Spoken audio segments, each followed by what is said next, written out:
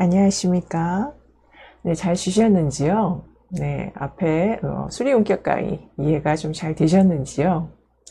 네, 오늘은 외자 이름, 그리고 두자성, 두자 이름, 그리고 두자성, 외자 이름, 이 수리원격 산정하는 방법을 배워보도록 하겠습니다. 네, 먼저 외자 이름을 한번 살펴보도록 하겠습니다. 여기 김준이라는 이름이 있습니다. 한자 성명학법의 수리원격 산정 방법은 기본적으로 3개의 단락으로 나눠서 풀이를 하게 됩니다. 3개의 단락을 천지인으로 부르기도 합니다만 어쨌든 외자 이름처럼 끝에 이름이 없는 경우도 반드시 3개의 단락을 나누어서 풀이를 합니다. 김준의 경우 3개의 단락으로 나누면 두 번째 이름은 0으로 두고 산정을 하게 되는 것입니다. 그럼 원격은 어떻게 될까요? 중걸 준자 9획 더하기 0이 되죠. 그럼 원격은 9가 되는 겁니다. 원격은 초년기에 주로 나타난다고 그랬지요. 형격은 어떻게 될까요? 김시성 8획 더하기 준 9획을 더하면 8 더하기 9는 17수리가 됩니다. 그래서 형격은 주로 청장년기에 나타난다고 그랬지요. 그 다음 이격은 성과 이름 끝자를 더하는 거죠. 8 더하기 0 하면 8이 되죠. 이격은 주로 중년기에 나타난다고 그랬습니다.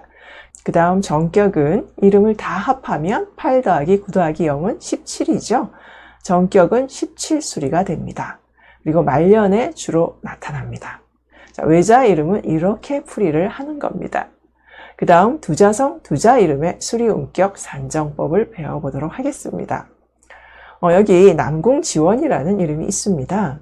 먼저 3단락으로 나눠보세요. 어떻게 나눠야 될까요? 자, 남궁은 성이지요. 남과 궁을 더한 걸 하나의 획수로 봅니다. 그리고 지자는 첫 번째 이름, 원자는 두 번째 이름이죠. 이렇게 3단락으로 나눠 놓고 시작을 하는 것입니다. 그러면 여기서 원격은 어떻게 될까요?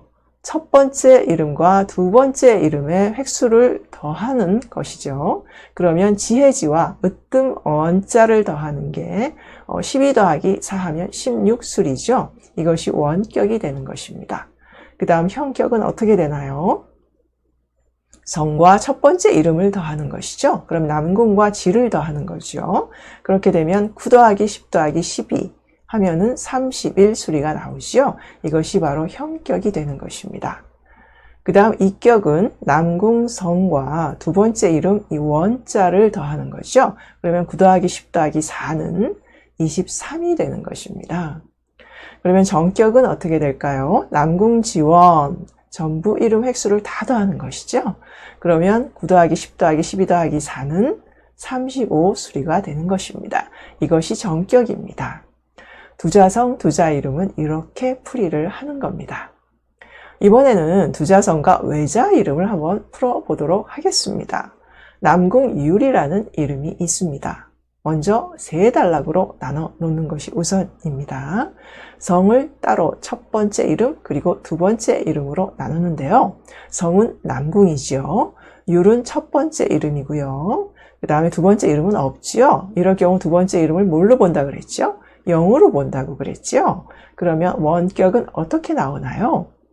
율자 첫 번째 이름의 획수 9와 0을 합하면 9수리가 되지요. 이것이 원격입니다. 네, 그 다음 형격은 남궁성과 첫 번째 이름을 더하는 것이요.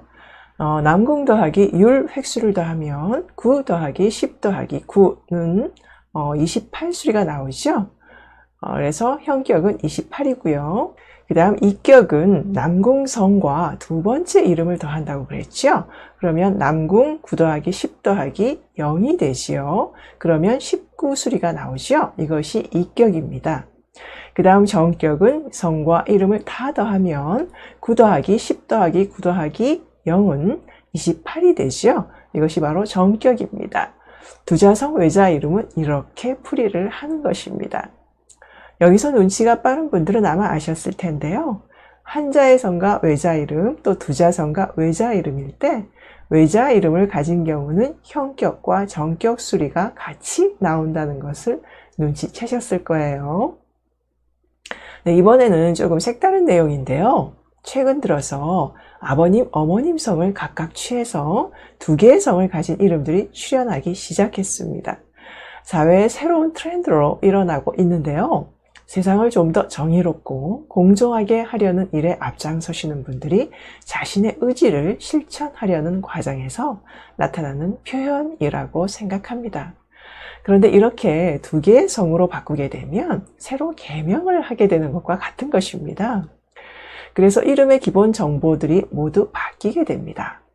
그러므로 이 경우에 지금 하고 있는 일이라든지 건강을 비롯한 여러 환경들이 자신은 물론이고 가족에게도 지대한 영향을 주게 된다는 것을 전혀 모르시고 계셨을 텐데요. 그래서 알려드립니다. 이게 왜 그러냐 하면요.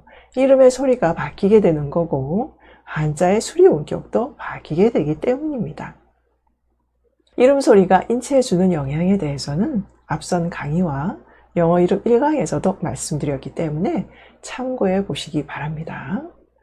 강의를 보시면 아시겠지만 이름의 소리는 나에게 지속적으로 불려지는 소리이기 때문에 나와 가족에게까지도 엄청난 영향을 주게 됩니다. 다행히 이름의 구성이 잘 돼서 모두에게 좋은 영향을 준다면 좋겠지만 그럴 확률은 10%도 안 되기 때문에 염려가 되는 마음에 오늘 이 주제를 언급하게 되었습니다. 이렇게 개명을 생각하시는 분들이 계시다면 먼저 전문가에게 상담을 받아보신 후에 선택을 하시는 것이 현명한 선택이 되시리라고 말씀드립니다. 모든 분야에는 다 전문이 있는 것이죠.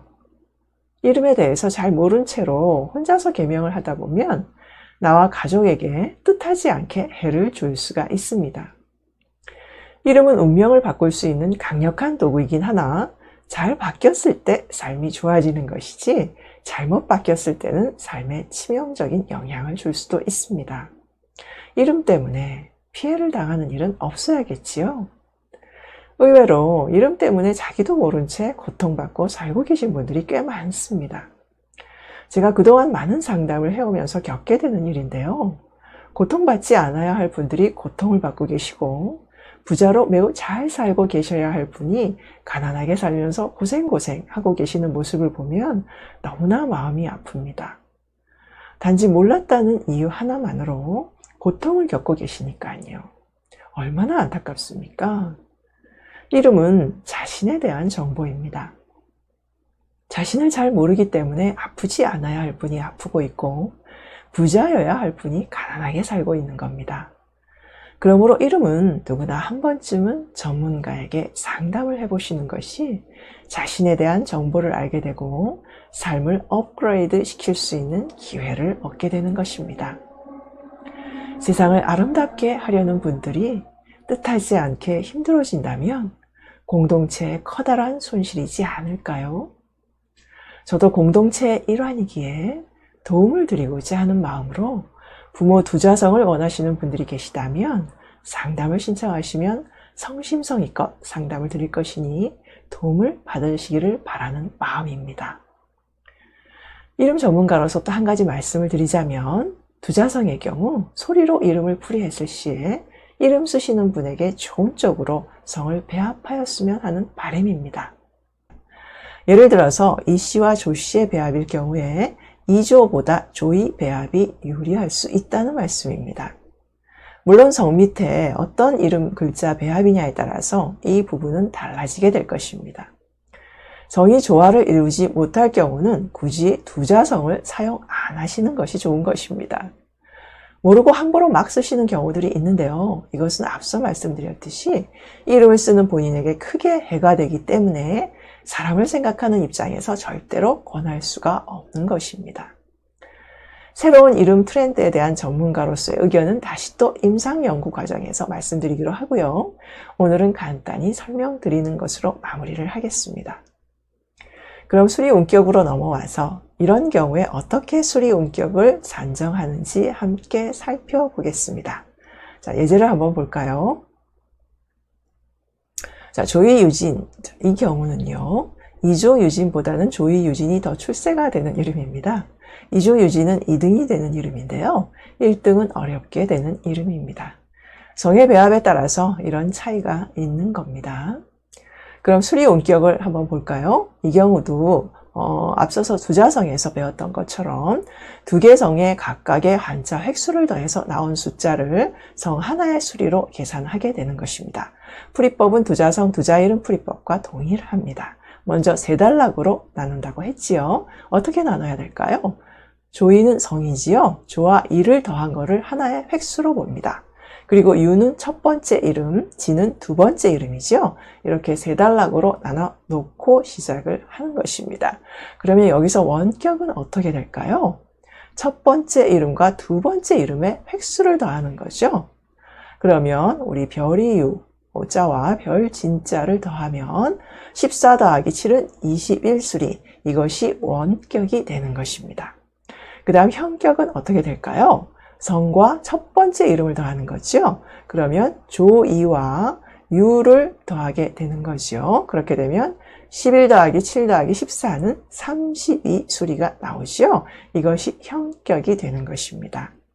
그 다음 이격은 조이 성과 두 번째 이름 진자를 더하는 거죠. 그러면 11 더하기 7 더하기 또 7은 25가 되는 거죠. 이격은 25수리가 되는 것입니다. 그러면 정격은 어떻게 되나요? 조이, 유진, 이름, 획수를 다 더하는 거죠. 그러면 11 더하기 7 더하기 14 더하기 7을 다 더하면 39수리가 됩니다. 이것이 정격입니다.